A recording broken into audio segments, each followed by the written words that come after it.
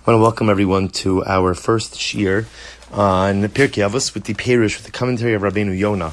So first of all, the Perush of Rabbeinu Yonah is perhaps one of the most pivotal, important, and informative commentaries in the entirety of Pirkei Avos, which of course is a Masechta Mishnayos that has a voluminous amount of commentaries on it. But the Rabbeinu Yonah, as we're going to see, provides a beautiful, unique, and uplifting insight into really every Mishnah and every line in every Mishnah, every concept in every Mishnah. Because Rabbeinu Yonah writes much on each of the Mishnayos, we're not going to be going through all of the Rabbeinu Yonahs. Instead, we're going to be focusing on a couple of select ones in each Mishnah. So we begin now with Parak Aleph, Mishnah Aleph, Chapter 1, Mishnah 1. Moshe Kibel Torah Misinai. Actually, very apropos that we are beginning this now in Meretz Hashem right before Shavuos. So the Mishnah says Moshe Rabbeinu received the Torah from Har Sinai. Umasr li Yoshua, he conveyed it to Yoshua. The Yoshua l'Zikanim, Yoshua conveyed it to the elders.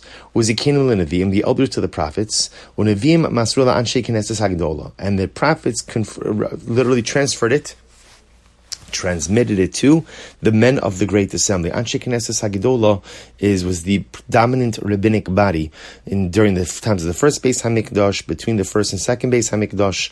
The Anshe Knesses Hagedolah responsible for such things as the institution of Shemona Esrei. Heim Amru Shlosha Dvarim. So first of all, just to focus over here for just a moment, what's the message in this first part of the Mishnah? So, of course, what the Mishnah is establishing for us is the concept of Mesorah, the concept of an unbroken chain. The Torah Kedosha that we have in front of us today, the same Torah that you and I learn each and every day, where does it come from? And the answer is it comes from HaKadosh Baruch Hu, it comes from the Ribono Shel Olam, and it was handed down to Moshe Rabbeinu at Har Sinai, and the Shalshelis, the chain of transmission, is exactly as you see it in our Mishnah.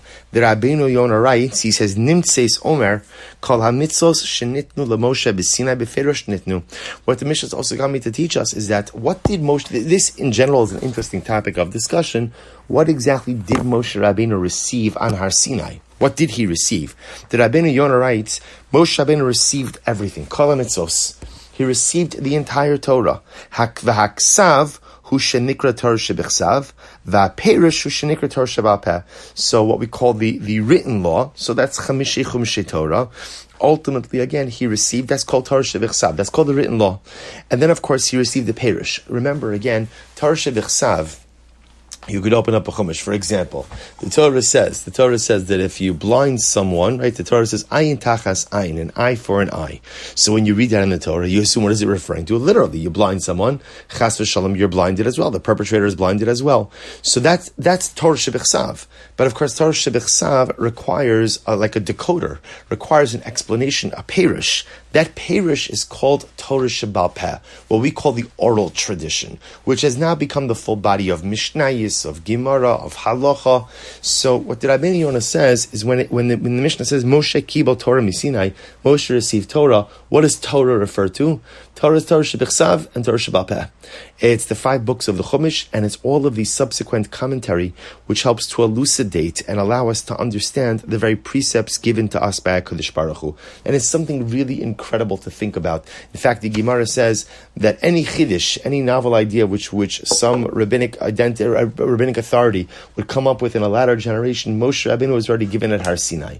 So it's just important to understand that Moshe Rabbeinu was given the totality of Torah at Har Sinai, and ultimately, again, passed it down through this unbroken chain. Of course, as we know, what ends up happening kind of over time is that sometimes there could be a little bit of a dispute about what the nature of the transmission was. So that's where we get into Machloksim in the Gemara. But just to understand that Moshe Rabbeinu received a complete and comprehensive body of Torah, both Torah Shebechsav, the written law, and Torah Shebal Peh, the verbal tradition. So the Mishnah continues. Heim Amru Shlosha Dvarim. The Anshe Knesset Hagedolah, the men of the Great Assembly, they said 3 things. Now the truth is, they said many more than 3 things, but the idea is remember, Pirkei Avos, we'll find this often. Pirkei Avos is like a compilation of the most important statements of Chazal. Not the most important to the exclusion of anything else, but things that are considered to be pivotal precepts within our religion. So the men of the Great Assembly, the Anshe Knesset Hagedolah, said 3 things. Number 1, Hevim Misunim Bedin, be deliberate in judgment. Ve'ha'amidu talmidim harbe, create many students, v'asusiag la Torah, and make a protective fence for Torah. So we're just going to focus on the first of these three. The Rabbeinu Yonah writes something very beautiful. He says, what does it mean, having misuna bedin, be deliberate in judgment? So listen to the beautiful words of the Rabbeinu Yonah. He writes, La morim horaos v'la poskim es adin amru. Who is this talking to? Right, who are the men of the Great Assembly talking to? So Bepashto says, Rabbeinu Yonah, they were talking to judges, adjudicators of law, and telling the adjudicators of law, Leval yismichu b'machshava rishona, ach b'hamtana gidola b'iyun adak. Sometimes, so again, Rabbeinu Yonah understands this talking to the judge. So what happens? Your judge, you're sitting in your courtroom, a case comes before you, and sometimes there's like a reflex, like to jump to a decision. Oh, I know this, that law is like this, right? Mutter, or aser, or guilty, or innocent. So the Mishna is saying, pump the brakes.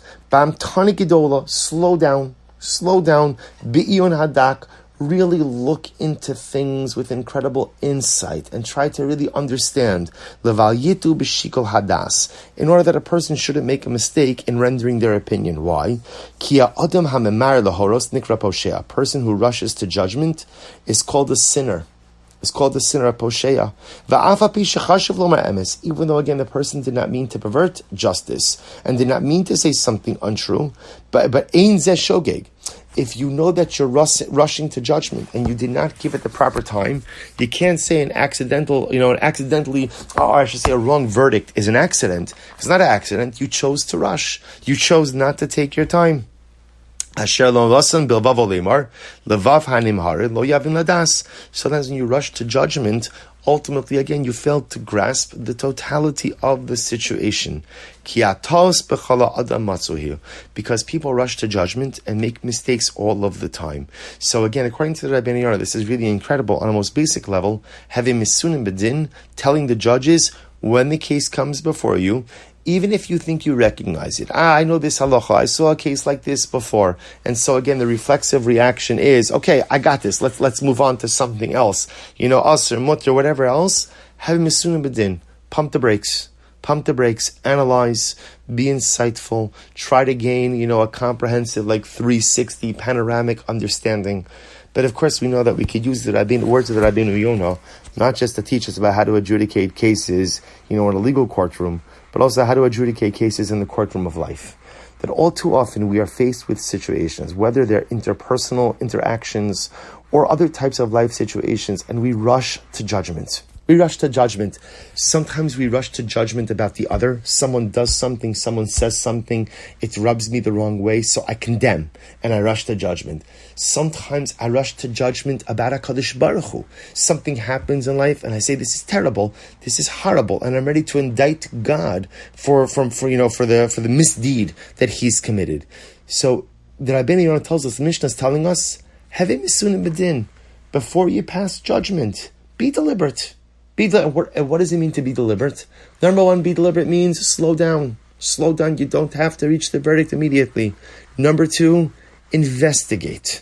Number three, try to see things from different vantage points. Number four, try to get a panoramic 360 view of the situation. And if we apply this in our lives, how much better our relationships would be, both with our fellow Jew or our fellow person and with HaKadosh Baruch Hu.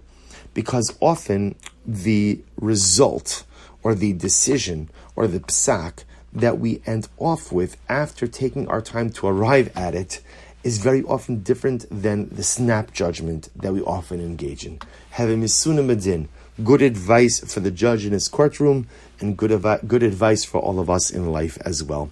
Shkayach everyone, so excited to start Pirkei Avos with everyone, and have a wonderful day.